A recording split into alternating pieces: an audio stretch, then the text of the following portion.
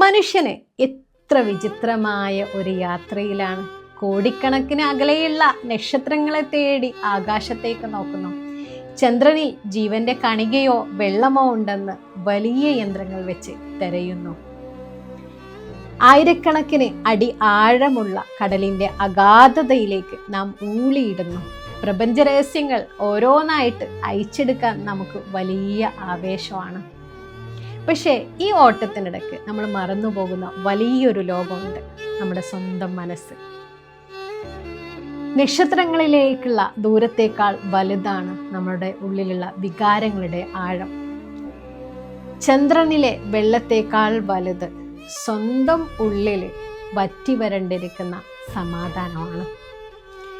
പുറം ലോകത്തുള്ള വെളിച്ചം തേടി അലയുന്ന നാം സ്വന്തം ഉള്ളിലെ ഇരുട്ടറയിലേക്ക് ഒരു ചെറുതിരി പോലും കത്തിക്കാൻ തയ്യാറായിരുന്നില്ല എന്നതാണ് സത്യം.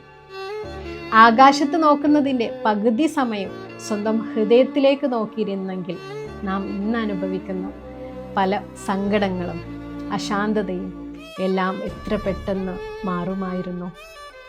ഓർക്കുക, എല്ലാ അന്വേഷണങ്ങളും അവസാനിക്കുന്നത് സ്വന്തം ഉള്ളിലാണ്. എത്ര വലിയ ലോകം കീഴടക്കുന്നതിനേക്കാളും വിജയം സ്വന്തത്തെ അറിയുക എന്നതാണ്. ഖുർആൻ പറയുന്നു, മൻ അറഫ നഫ്സഹു ഫഖദ് അറഫ റബ്ബഹു. താൻ തൻ്റെ നഫ്സിനെ അറിഞ്ഞ തൻ്റെ റബ്ബിനെ അറിഞ്ഞു. Have A great day.